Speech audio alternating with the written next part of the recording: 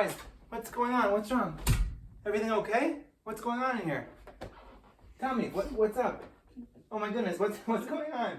There's some scary stuff on my desk, and they're making me not be able to fall asleep. You mean these guys right over here? Yeah. Oh, okay, just a second. How about if I just take them and if I put them in the drawer? Is that okay? Yeah, that would be great. That's what we'll do, because now you don't see them anymore, and that's it. Now it's totally fine, even though they're still in your room. But as long as they're in the drawer, you don't see them, everything's fine. Okay. All right, problem solved. Good night. Thank you, Daddy. Good night. All right, here we are. Welcome back. This is Dr. Ari Grubner. Thanks for joining another episode of GrubMed. What we're going to talk about today is the electrolyte called potassium. Why do we care about potassium?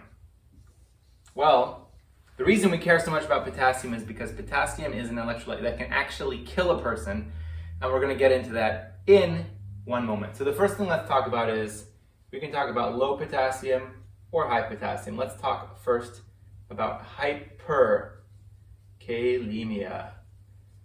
So high potassium.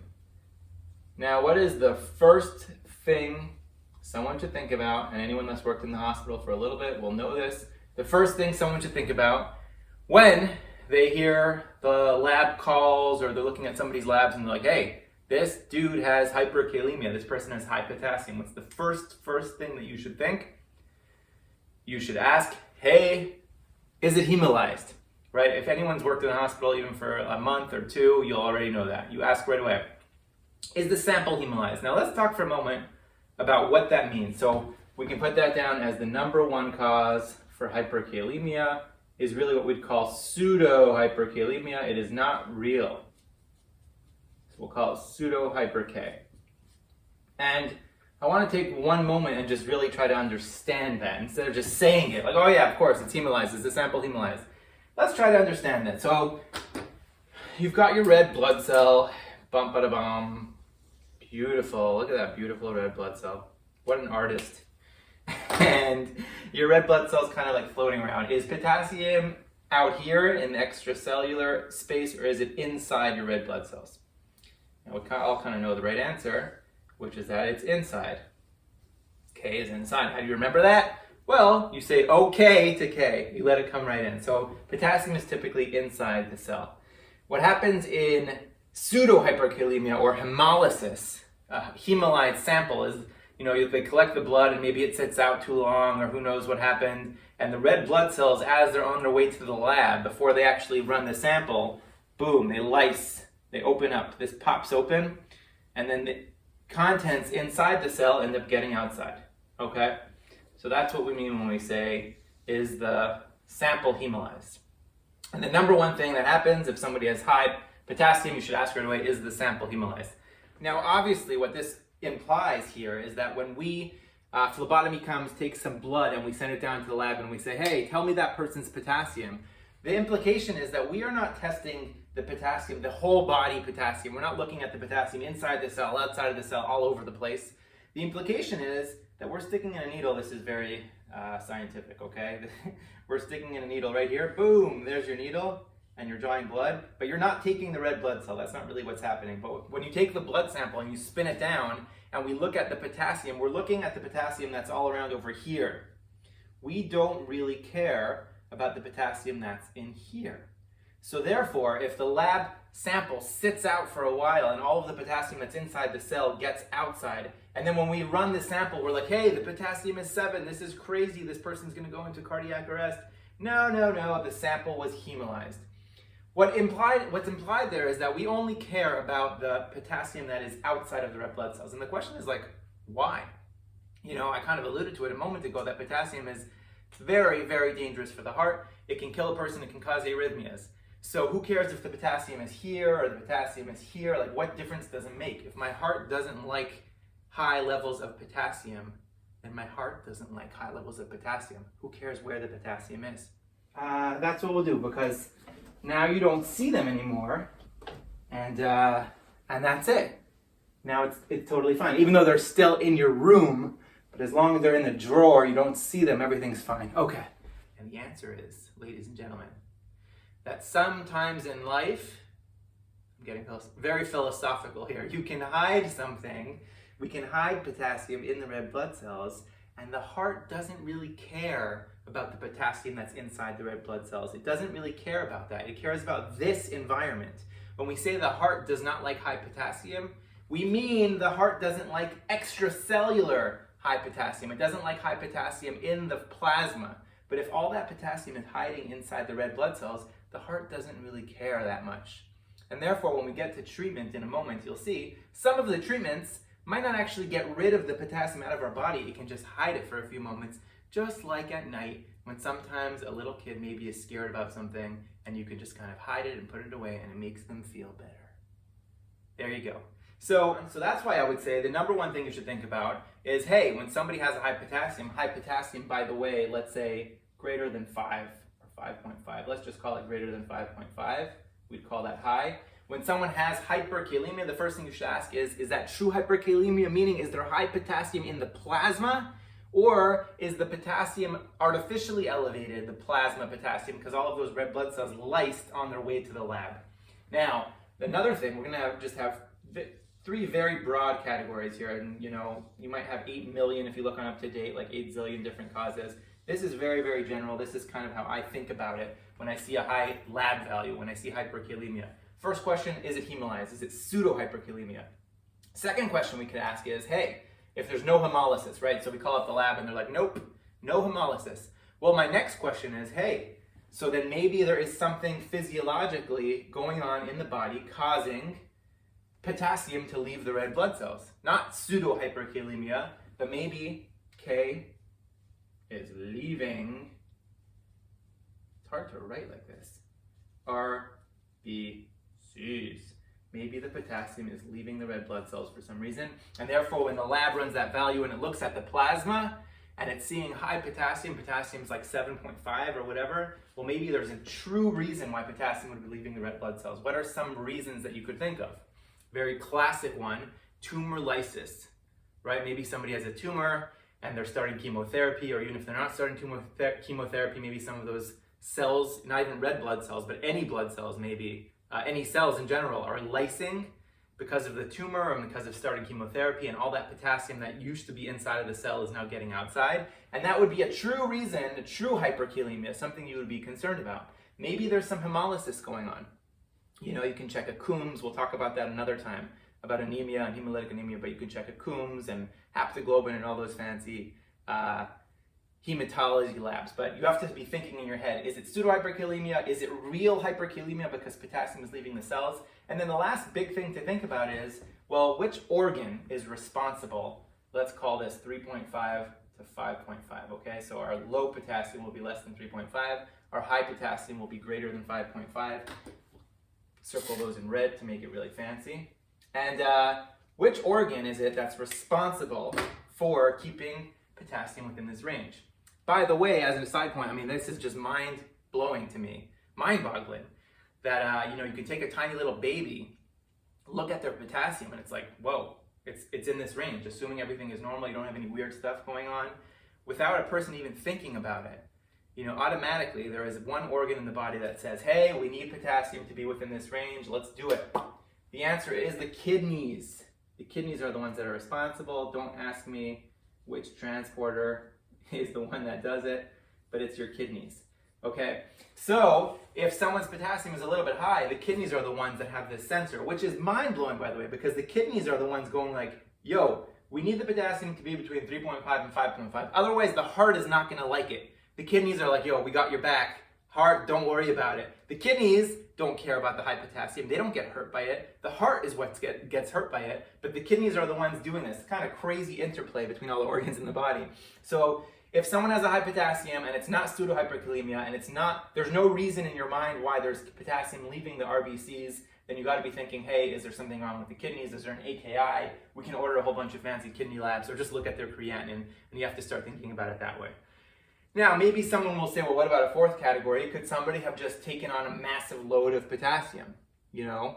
That's always something to think about. Maybe there's just too much potassium going in the body. That's very rare.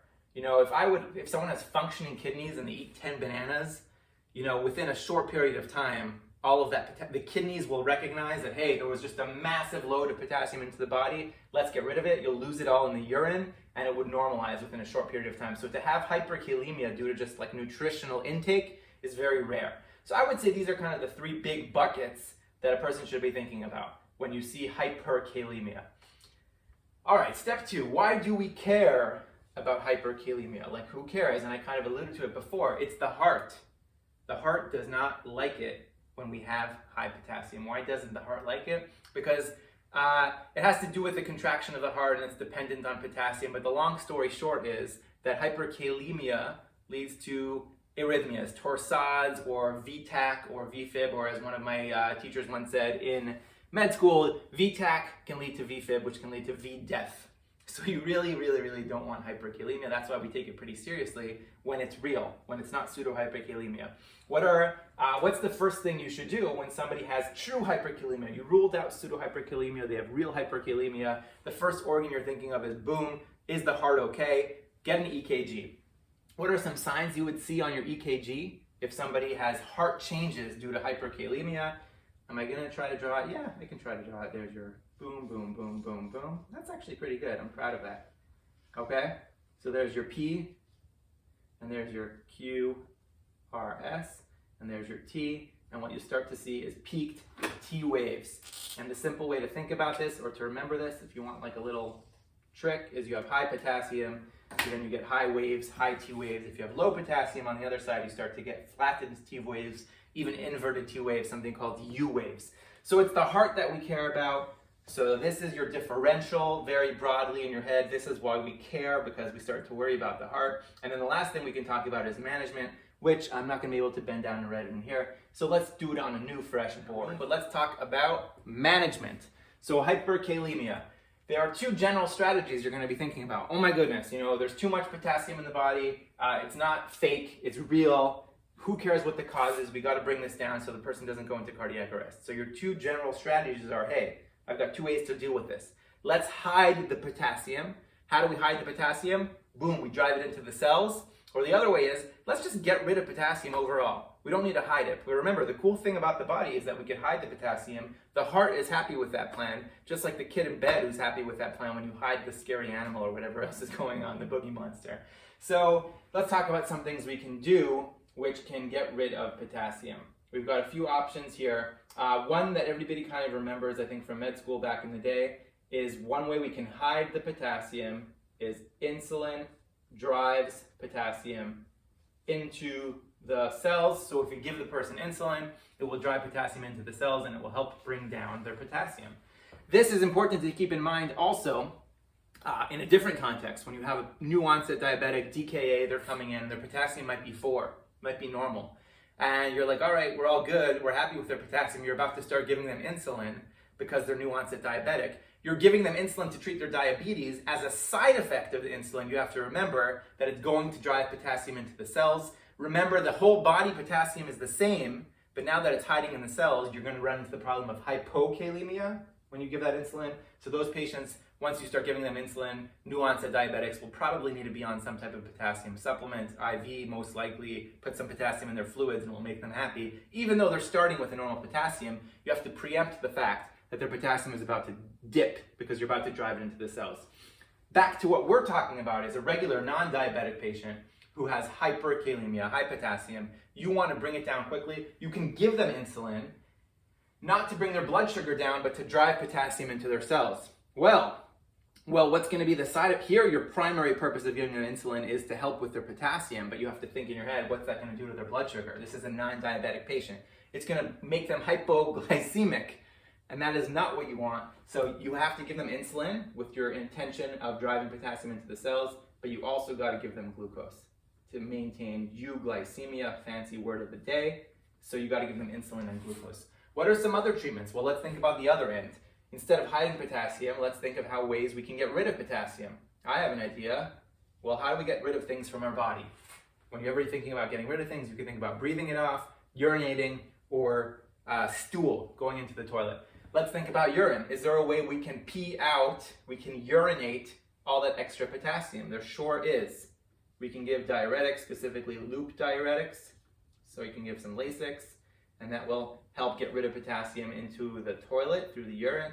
We can give something called K-exalate, which will help get rid of potassium and put it into their stool. So those are two ways we can get rid of it. Actually get rid of it. Insulin drives potassium into the cells. You can give some diuretics, which will actually get rid of the potassium. You can give K-exalate, which will actually get rid of the potassium in the stool. Some other things that we talk about, you can give beta agonists. So beta-2 agonists specifically, like albuterol, not typically used. I mean, usually we use albuterol for its intended purpose of like treating asthma and respiratory things, but it also can potentially decrease hyperkalemia. It can get rid of some extra potassium. And we can give calcium. Calcium can also help. But in your general sense, these are kind of the big buckets. I'm not going into like 8 zillion types of treatments. The general way I want you guys to think about it is insulin, we can hide the potassium. Diuretics and K-exalate, we can get rid of the potassium. Now on the flip side, we start to think about low potassium.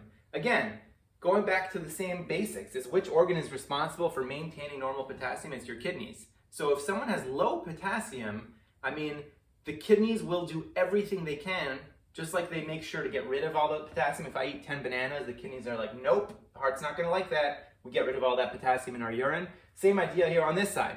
If the kidneys sense that there is a nutritional deficiency, there's not enough potassium in the body, they hold on to potassium for dear life. They do everything they can to hold on to potassium.